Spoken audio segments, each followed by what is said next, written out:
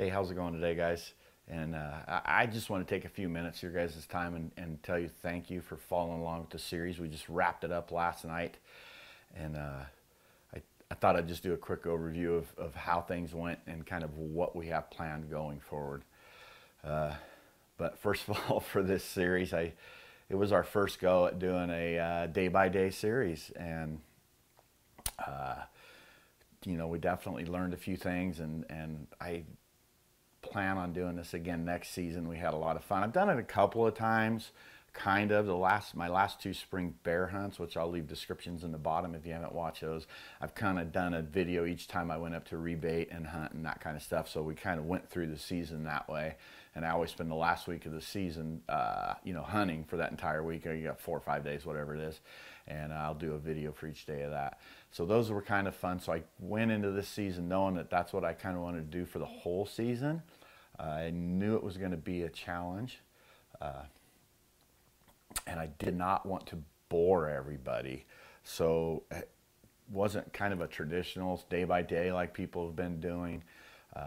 I just felt like there were some days that were really boring. So there were a couple days where we were hunting and we didn't film at all. And then there were days where we kind of added a couple of days together on the videos. And I just thought it made for a better quality product that I wanted to put out to you guys. Things I could have done better. The audio a lot of times wasn't great.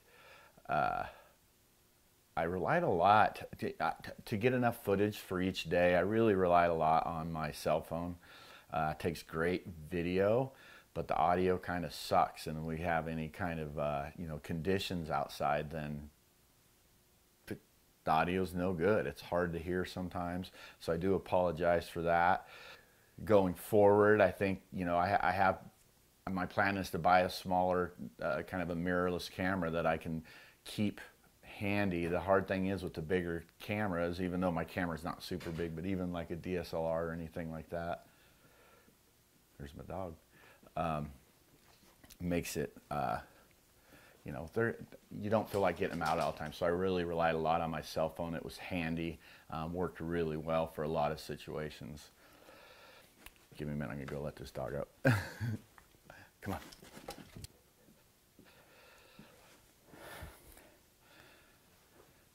So keeping in mind when I'm doing these videos, I don't have any sponsors. I do all this on my own dime, which is awesome, and I love it.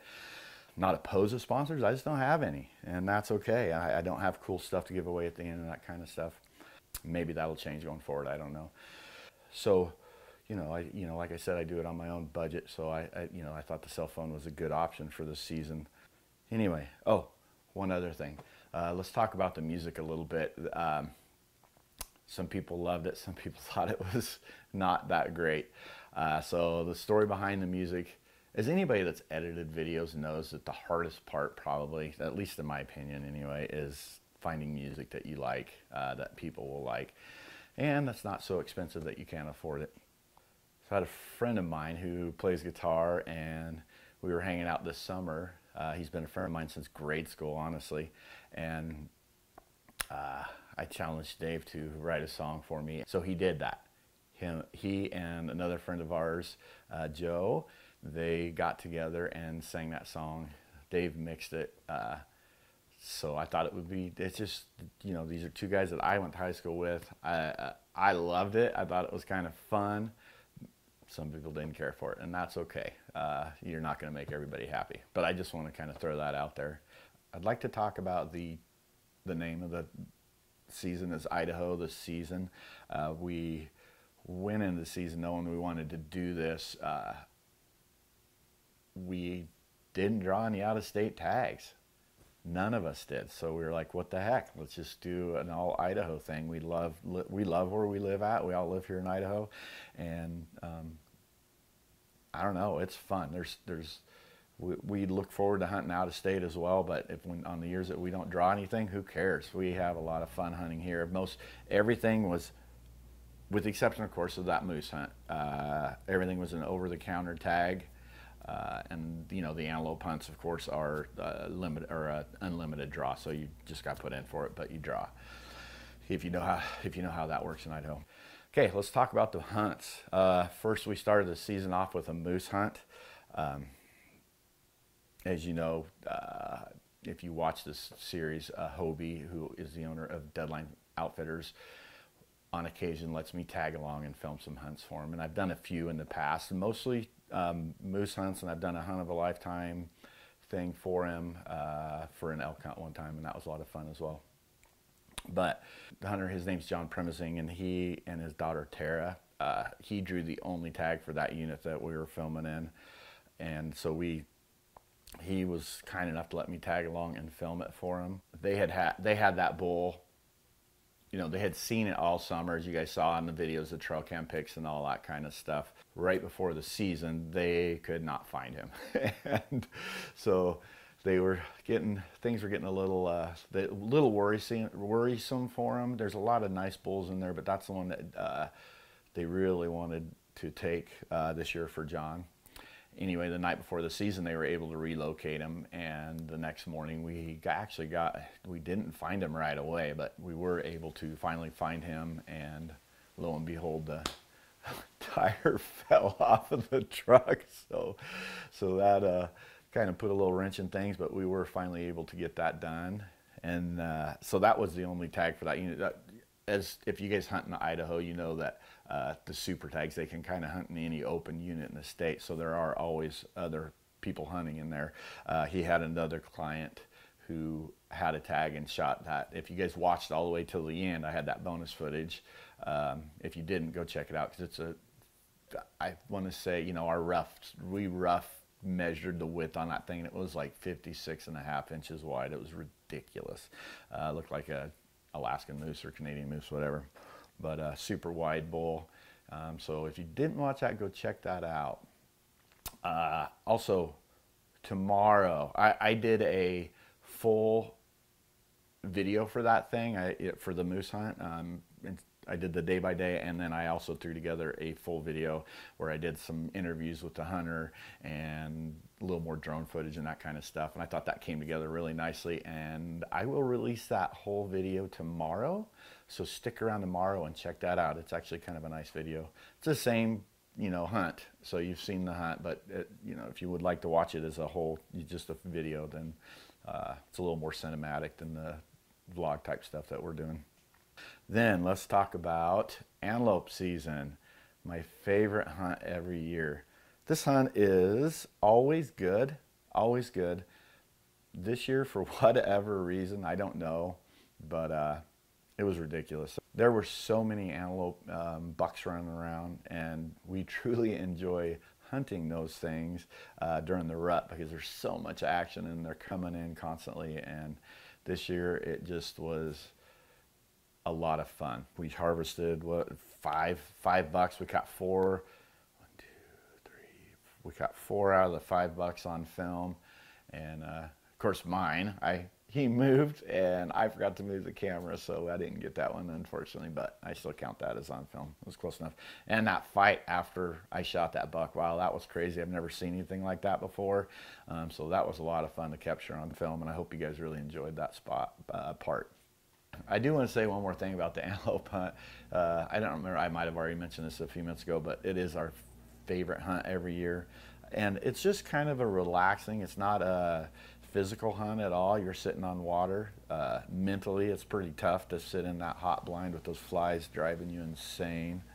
And I mentioned in one of the videos that we'll take Jolly Ranchers, suck on them for a minute, set them in the corner, put a couple of those down, and the flies just flock to those, and they will literally eat an entire Jolly Rancher over the course of a couple of days. It's just crazy.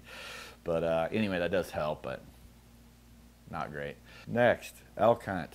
Had a couple opportunities. I'm not a great caller, not a good caller even, and on top of that, there weren't as typically we hunted the same spot we've hunted for years, and we always see a lot of elk in there. Have had a lot of success in the past. But this year there just weren't as many elk in there for whatever reason. I don't know. Maybe, we typically are going at least 4 or 5 miles in every day. We don't stay back there. We should start doing that. But we walk in there every day, and we did see a few other hunters in there this year. Not a lot though, but maybe there's a little more pressure than normal, and they've got kicked around a little more. I don't know. But anyway, as that turned out, it was a tough hunt, and definitely one of our least favorite ones. I shouldn't say least favorite, least successful hunts of the year for sure. So yeah, I'm just going to leave that elk hunt just like that.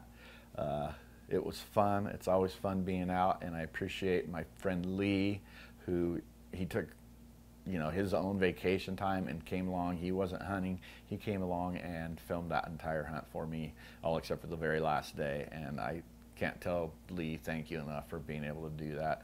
So then we'll move on to the mule deer hunts.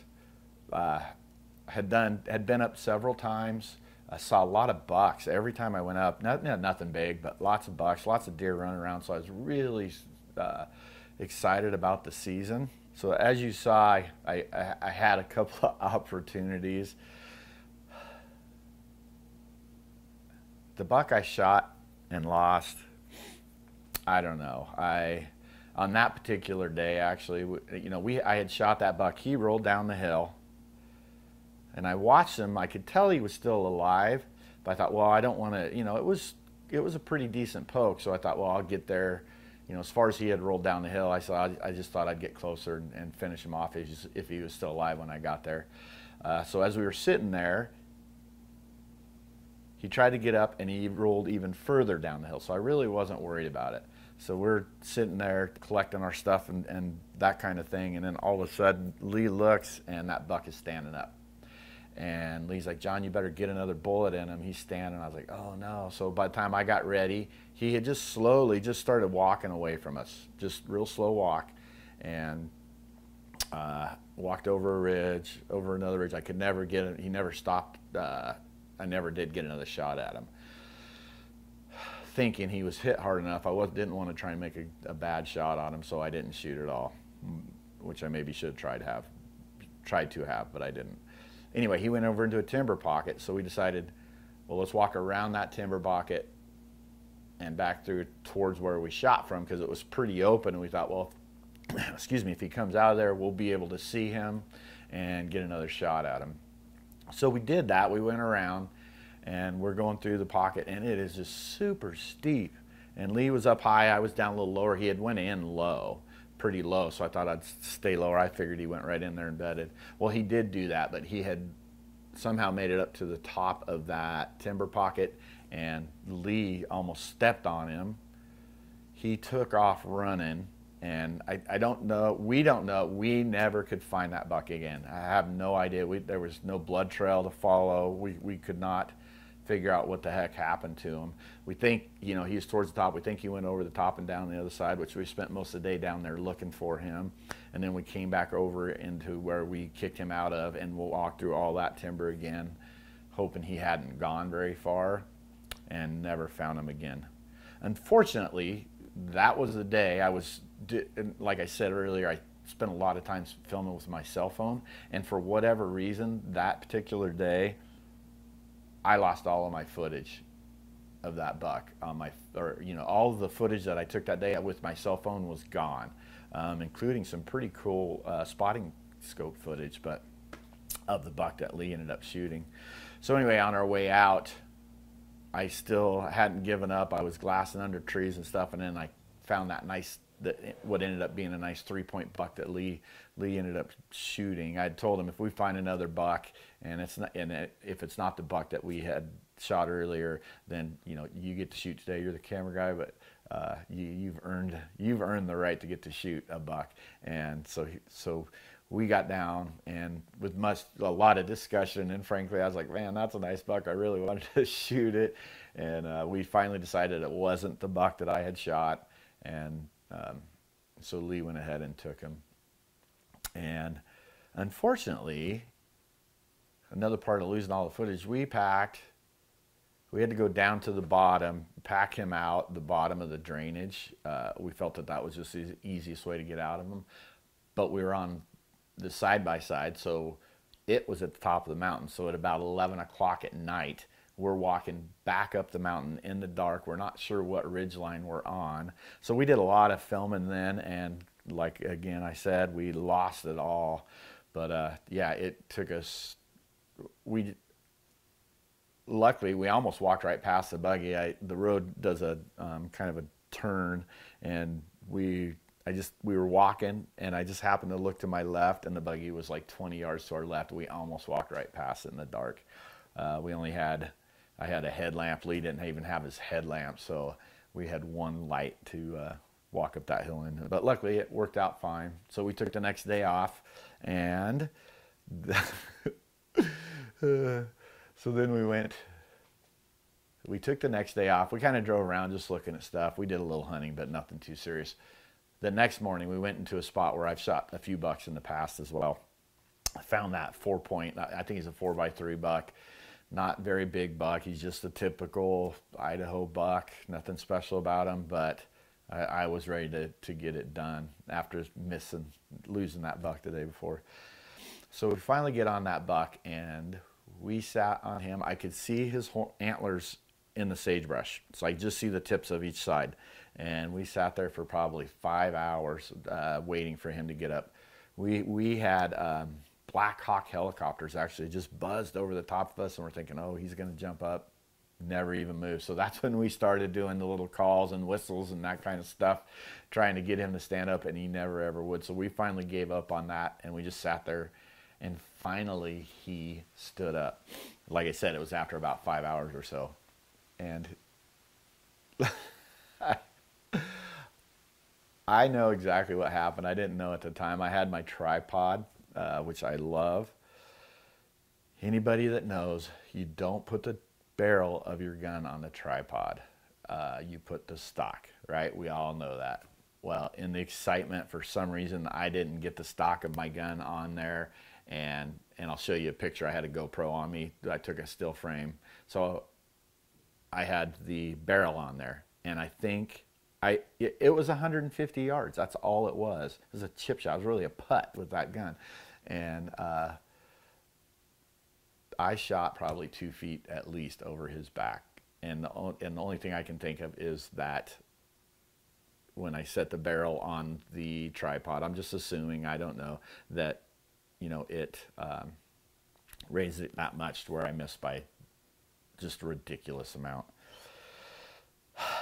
So pretty much that was the end of our hunt. Oh, what a bummer. What a bummer. Anyway, so of course, and then we have a couple more episodes after that. My son-in-law, you know, we were holding out for a good buck for that unit that he drew, because there are some good bucks in there. Not a lot, but there are some good ones, and we were hoping to find one. We did find that one big one. I never got any footage of him, but man, he was a good buck, and we could not find that buck again to save our lives. Anyway, unfortunately, Scott was pretty limited on the amount of time he hunted, so that last day we decided to go ahead and try and shoot that little 2-point, and it was like, I think it was 275 yards. I can't remember. I think I say in the video, and it was windy. Anyway, he ended up shooting over that buck's back, and that was kind of the last chance we got. And that was really kind of the end of our season. So a couple things going forward. I do want to talk about a couple of things. In fact, I'm leaving today with my friend Rick, who was mowing the grass in the first episode on the antelope part of the season. If you guys haven't watched that, it cracked me up. You gotta go watch that. Anyway, we're gonna go today and start looking for sheds. So we will be starting our shed series soon. Like I said, I don't have sponsors, so I don't have a lot of stuff to give away, but I do have some product of my own that I think I'll give away a hat or something. We're going to do a little giveaway, and I don't know exactly, but I think we'll try and guess how many sheds have you guys guess how many sheds we'll find this year. I'll make up kind of the rules today probably, and whoever comes closest to that will give a hat away too, or something like that. What else? After that, that's going to roll us right into spring bear season, and we'll do the whole day-by-day thing with this spring bear as well. That's been a lot of fun the last 2 seasons, so I'm looking forward to doing that again. And I've probably talked too long. The one other thing I do want to tell you about is this has been a super slow process for me, but we are working on a website, and I probably will start selling some apparel and stuff like that. So kind of stay tuned for that. There'll be more to come. I kind of want to get that all our ducks in a row before we launch that thing, and hopefully that will help us. Like I said, gosh, I've said it 3 or 4 times already. We do this all on our own dime, so we're hoping if we can sell some apparel, make a little money that way, that's going to help cover some of the costs for what we do, equipment and that kind of stuff, and keep rolling. So I hope you guys like what we're doing. If you do, man, do us a huge favor. It really does help us if you subscribe. It doesn't cost anything. Hit the notification bell.